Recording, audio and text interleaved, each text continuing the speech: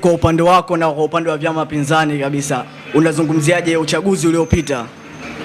Uchaguzi wowote huwa una changamoto, na changamoto inakuja kutokana na matarajio yako wakati unaingia kwenye uchaguzi.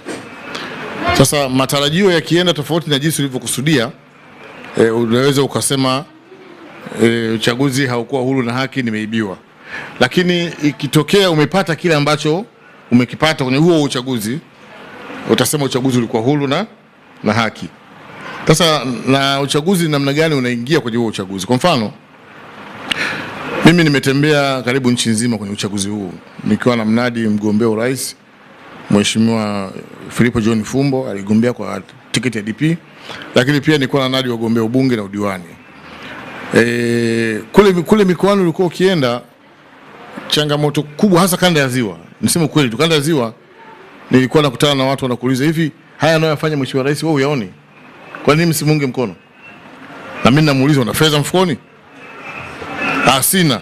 Niambia sawa. Kwa hiyo sisi tunapambana kuweka madaraka mengine hayo yafanya Mheshimiwa Rais yanatosha, tunataka mwe na fedha mfukoni. Sasa chama kilivyojiandaa kwenda kwenye uchaguzi ndivyo ambavyo kinavyoweza kuzungumzia dosari za uchaguzi. Kwa mfano, vyama hivi ambavyo ninavyoongoza mimi visivyokuwa kesho bungeni, sawa? DP tulikuwa tuna diwani. Mwanzo tulikuwa na serikali za mitaa, wajumbe wa vitongoji. Lakini uchaguzi wa serikali za mitaa uliopita tulipoteza kila kitu. Ile hali kila mtu anafahamu ilivyotokea. Uchaguzi huu tuliingia tulikuwa na diwani wala mbunge. Kwa hiyo sisi tukapata diwani mmoja. Sawa? Kwa hiyo kwa vyama ambavyo havina ruzuku ni moja ya hatua kubwa. Leo DP inatajwa kwenye vyama 6 ambavyo vinapokea ruzuku kutoka serikalini, hata kama itakuwa ni senti ndogo sana.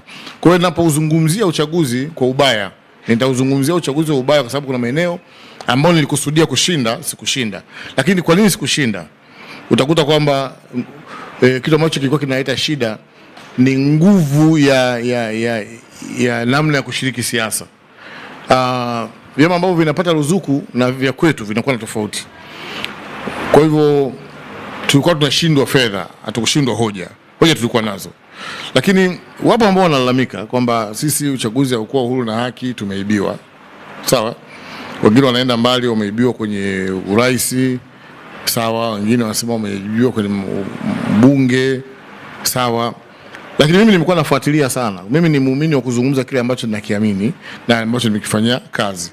Nimekuwa nafuatilia mbali ya hoja hizi ambazo ziko kwenye mitandao ya kijamii, lakini sijaona zile hoja ambazo mtu aseme mimi nilikuwa nagombea jimbo X, sawa? Na nilikuwa na mtaji wa kura labda 1000, si ndio? Sasa nimeenda kwenye uchaguzi zimeibiwa 900, ikabaki 100. Sawa? Sasa nitakuuliza swali, hizi 1000 zilikuwaje? Unitajie wajumbe wangu wa nyumba 10, iko kamati yangu ya siasa, si waratibu, si nani, si ndio? Idadi yao mimi nasema kweli hapa kuna nini? Kuna tatizo. Lakini kuitikia wimbo tu kwamba nimeibiwa kura, sidhani hata mwisho unaweza kanielewa. Mfano unigombea nimeibiwa pesa, swali lako itakuwaje? Ulikuwa na shilingi ngapi? Niseme nilikuwa na laki, umebaki na ngapi? 10. Kwa 90 haipo. Kwa hiyo kimsingi mnapokwenda kwenye uchaguzi wowote, malalamiko ya uchaguzi huwa lazima yawepo, kwa sababu wale wasimamizi wa uchaguzi ambao ni wateuliwa wa Tume ya Taifa ya Uchaguzi ni binadamu kama sisi, lakini wanasukumwa pia na utashi wa kisiasa. Wananchi yetu kama alivyosema na Yanga, ukiwa huko Simba utakuwa Yanga. Kwa hivyo mtumishi wa serikali kama hayuko upinzani, obviously atakuwa CCM. Sasa inategemea ambaye yuko pale wakati huo ni yuko pande gani. Alafu anaona timu yake inaelemea, obviously ataisaidia. Haya yapo automatically yanatokea. Lakini mwisho wa siku uchaguzi umelalamikiwa kweli. Sawa? Lakini sheria yetu inasema inaipa mamlaka Tume ya Taifa ya Uchaguzi. Sasa tume imetangaza mshindi, si ndio? Kwa hiyo wale ambao wameshindwa kwa kawaida wanatakiwa mkubali. Alafu mjiulize tumeshindwaje? Alafu mjipange kwa uchaguzi mwingine, msiye mkashindwa kama mlivyoshindwa mara ya kwanza. Na nadhani ndio afya ya kidemokrasia, hasa kwa sisi nchi ambazo zimeambukizwa demokrasia.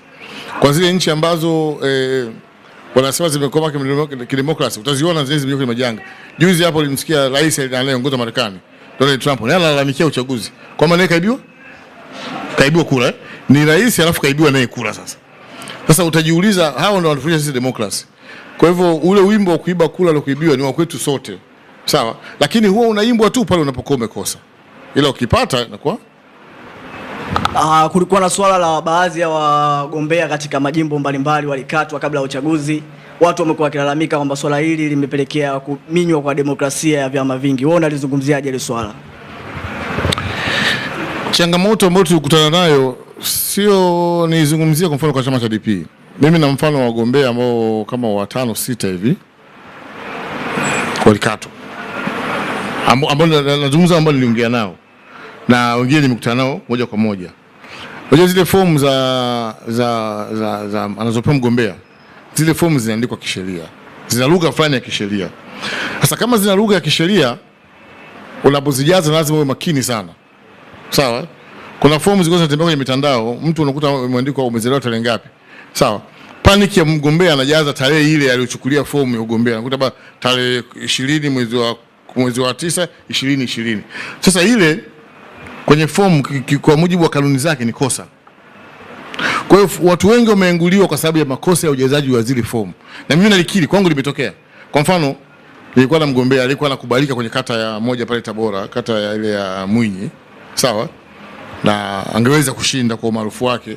Lakini yeye mwenyewe aliniambia nimejaza kote lakini nilisahau kutaja jina. Yaani kipengele kinasema kwamba kata ya akashindwa.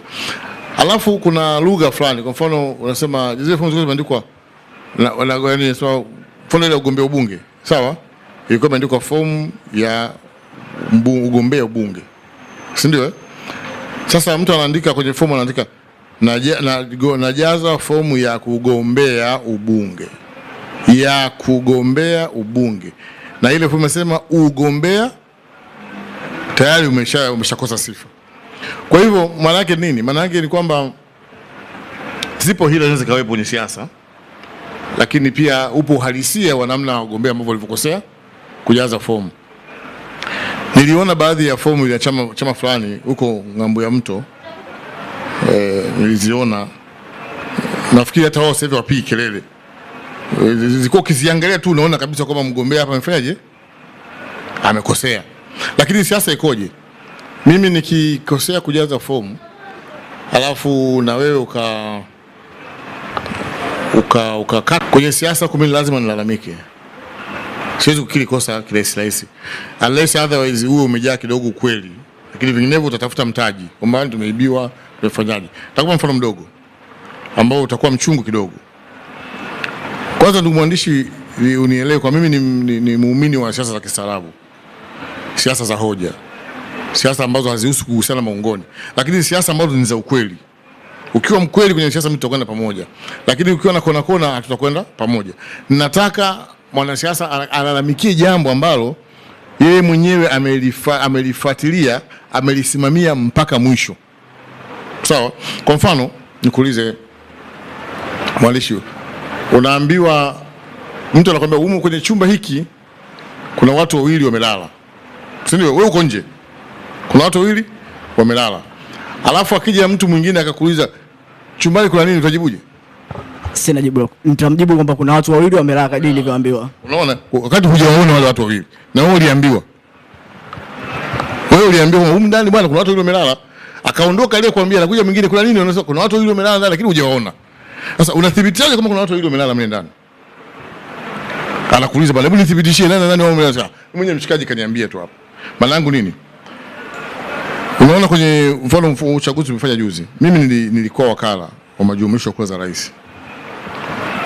Kwenye vyama 10 na ngapi na mimi nilikuwa mmoja wapo. Siku tunaanza kuhesabu zile kura, mawakala wa vyama vyote walikuwepo, kasoro mawakala wa vyama hivi viwili, ACT na Chadema. Hawakuwepo kwenye chumba cha majumlisho. Lakini usiku wa kuamkia siku ya pili ya majumlisho kumalizia kupiga kura, ujumlishaji wa kura, nikasikia Chadema anasema tumeibiwa kura. Sasa mimi nikaanza kujiuliza, hawa watu kwenye chumba cha majumlisho hawapo. Sawa? Wameibiwaje kura? Ibiwa kura njoo ndani ya kituo. Kura zihesabiwa unasema jimbo fulani wamesema hapa mnaniambia kura 50. Kule mimi nakula 500. Sio unaelewa? Sasa hapa nimeibiwa 400 lakini haupo kwenye majumlisho kupiga kura. Hukujumlisha, hukuwepo, alafu unatoka unasema mimi nimeibiwa kura. Siasa hizi mimi ndio sizitaki. Mimi nakaa mpaka mwisho nione Kama kuna kitu ambacho kina nini, seme kwa ushahidi kwamba hapa hapako sawa sawa. Kwa mfano Mheshimiwa Mapunda anakumbuka wakati wa uchaguzi za mitaa tulisema sisi kama uchaguzi haukuwa huru na haki, na tukaainisha kwamba hiki na hiki na hiki na hiki na hiki kilikwenda hakikuwa sawa sawa, kwa sababu tulifanya field, tulienda kwa hoji watu ambao walikuwa kwenye chaguzi kwa ujumla, vyama vyote vile ambavyo naviongoza, kila mmoja alikuja na details za anakotoka. Kwa hiyo mwisho wa siku mimi niseme tunahitaji siasa za kistaarabu.